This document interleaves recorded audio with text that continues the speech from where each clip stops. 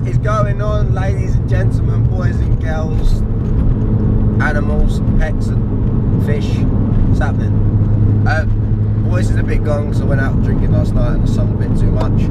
But nevertheless, let's get straight into this. So I did a video like this. It was a bit over a year ago. I forgot to make one of these videos, and then I remembered yesterday when I was going through my videos, like, it's time for another one. So this is now going to be my 2-year like full review on my Fiesta ST, on like what's grown on me, what I've started disliking about the cars. After 2 years is when obviously the first, it's like if you get a girlfriend, the first couple of weeks you're happy, and then after that it goes a bit downhill and you start to figure out the bad bits, like peeing with the door open. So I'm going to tell you the good and the bad of what I found about my Fiesta ST, and especially after modifying it. As most people know, they buy a Fiesta ST and they will modify it unless you're a grumpy old git. But yeah, so these are my likes, dislikes, as long as I like dislikes, but everything that I've started to notice about the car. And obviously got a BMW now as well, so I've literally not drove this car in a week. Anyway, let's get on with it. Alright, so let's just jump straight into sort of owning this car for a year, the sort of the costings it costs, whether that be fuel, road tax, tyres, brake pads, because I go for a lot of them, and all that sort of stuff. So I probably spend about, every year I get a new set of tyres, I'd say, and that's about £350, but that's not buying budget ditch finders and it's going to send you into a wall when it's wet or something like that. They're actually decent. Like, so I've got the 8008Rs now, which are very, very good semi-slicks. Probably not going to be any good in the winter, I'm going to be honest, but they're good to do what they're made to do.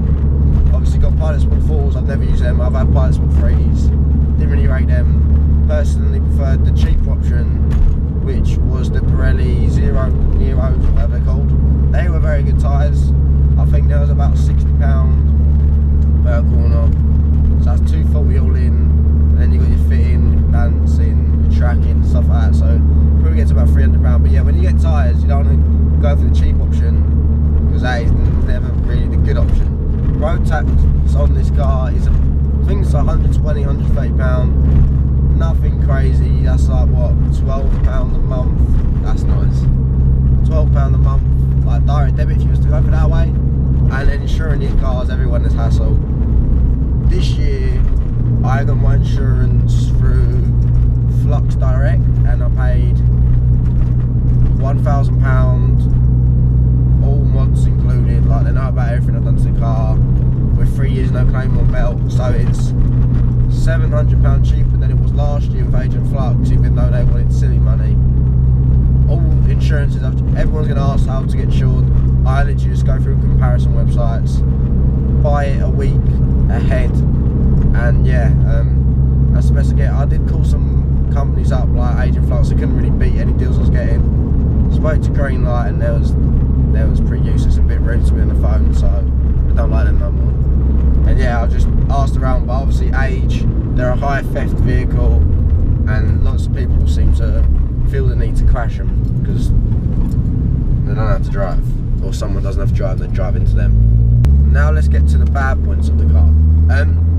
I wouldn't necessarily say this is a bad point, but they are extremely common cars. They are sort of, they've taken over from the Corsa of the car category of picking up girls and taking them to McDonald's drive-thrus. Like, they've sort of stole that place, but a Fiesta ST is, being a common car is not such a bad thing, because it wouldn't be a common car if it wasn't reliable enough for people to keep thinking, oh, that's a good car to buy, so I'm going to go buy it.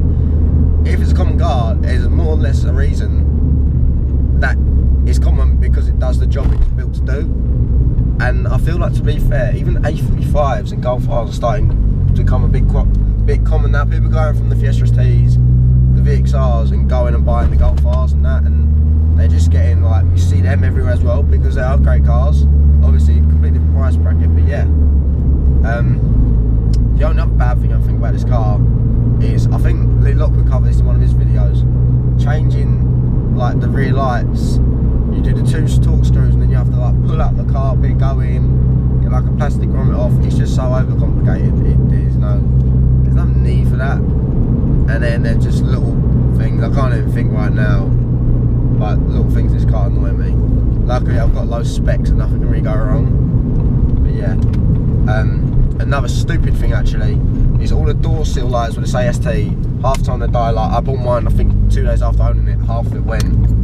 I just couldn't bother to go back to Ford and get it redone. You can get it done on warranty, but I couldn't be arsed, but it is annoying. So the main reason why you probably clicked on this video or you watch my videos is because you know that my car, it's got a lot of power for Fiesta. Everyone's going to cry over dyno saying, oh Tommy, why'd you put 320 brake in the title and thumbnails when it's not? When I got dyno first time, that's what it made. Can't be asked for people to cry over dynos, get a life.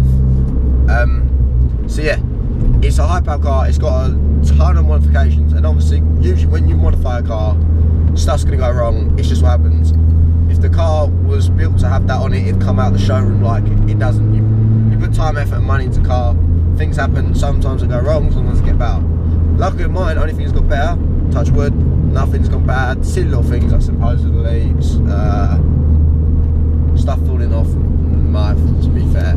But yeah, nothing bad has really happened to the car. It never goes in limp mode. Oil's always good. Always check your oil and plugs on the ST. Just do it at least once a year, probably more depending how much you drive it, and if you do track days obviously. But if you do track days you'd know about it. So yeah, it's running 320 brake. It's got a full mongoose exhaust system, high TG induction, get parallel intercal, like VT338R turbo, 80 map. Like the amount on here is ridiculous. I don't want to go into it because the list is too big. There's plenty of mod list videos on my channel and you probably already know about it. And shout out to the guy in Backers who gave me a half price drink behind the bar because he watches my videos. That was pretty cool. I like it. Yeah, so there's nothing really bad about these cars. Like, to review these, the drivability, they drive amazing. You can watch any, I don't think there's a single YouTube video where they say the driving of this car is poor, because the handling's great. Obviously mine's sitting on BC Racing coilovers. I've got 76 tyres, Tarok's big brake kit, so it is, you can play with it a lot more obviously, but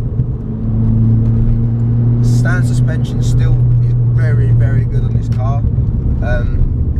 But you always want to improve it, so BC Racing coilovers made it like you point it goes, like it just feels fucking amazing through the bends. You can play your dampening, you've got height adjustments, all that. So drivability, this is like, I'd say it's a if you want to know how to learn how to drive, you buy one of these cars. But in the same sense, I feel like I've learned a lot more driving wise since I've owned my BMW, where it's got no traction control.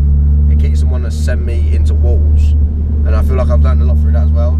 So it's very much you can learn how to drive a modern car very well in this, but if you still got an old car, you'd be screwed, because unless you drive around with your traction permanently off all the time, but I'd probably crash if I did that. So we'll get into the price range of this car. I think when I bought it 2 years ago, it would have been 13 or 14 grand. I've got a feeling you could probably pick them up about 10, 11 grand now maybe. Or if it was on the same miles as it was then. Obviously it's got a lot more miles now, a lot more wear and tear, so it's going to be a lot less. But I reckon I could sell this car for, it's probably, if I sold it stock, no modifications, it'd probably go for about 9 grand, not gonna lie. Maybe less, maybe more. I haven't really, I see them on Facebook all the time going up for sale, but it just depends on how well the car's maintained. Like I said, oil and spark plugs are key for these cars, because if you don't do it, it will just kill the car itself. It's bad. And then everyone's always saying about getting these, what's it, like timing bucket, cam buckets changed. I changed mine on 40k miles. It still looked like very good. It still had a lot left in it. I just, by the time you've undone the fuel lines and that and got to change it, you might as well just change it. It only costs 20 quid, but some people's have like been destroyed. I don't know if it's how map companies work. working, but yeah, I've seen some bad stuff. All in all, if you're a young driver, you've had your Corsas, you've had your Mark 6 Fiesta, you've had your 1 litre ECUP boost. I know everyone has them. I had one, I loved it. And you was looking at getting, what's on the market for these? You got like the ST, the Corsa VXR. I'm sure there's many other cars I can't think right now, but everyone's like the Golf GTIs, maybe an A200 class. I would say for the price wise and the maintenance and how much it costs to run, I think I get like 27 miles per gallon. That's driving barely any time on the motorway with like 300 brake, driving a bit like a dick sometimes. It's probably I know this is very biased because I own one, but I'd say it is if not the best, one of the best cars on the market right now. And I wouldn't change a thing about this car. I keep thinking of selling it. I've had it for 2 years. I'd get bored of stuff really easy. Even when I was younger, I'd have a new bike or new skateboard every few months, and it happened the first with cars. But when I'm not in this car, I sort of want to sell it because it is a money pit. But then when I drive in the car, if someone tried to buy it off me, I don't think I could do it. Even if it was a lot more than what it's on the market, I physically don't think I could, because it's just so much fun to drive. And I think that makes the car speak for itself. And the amount of money I've put into this car shows how much I care for it and how much I think these are great cars. So yeah, I won't bore you anymore. Thank you so much for watching. If you're interested in one of the t-shirts, go DM me on Instagram, B70NY, link down below as always. And yeah, hope you had a good day. Thank you. Smash a like if you enjoyed. Comment what your car you've got, if you're thinking of getting one of these cars. I'm sure some guys in comments might be able to help you out with that. And smash the subscribe button down below. So I'll see you boys in the next one. Peace.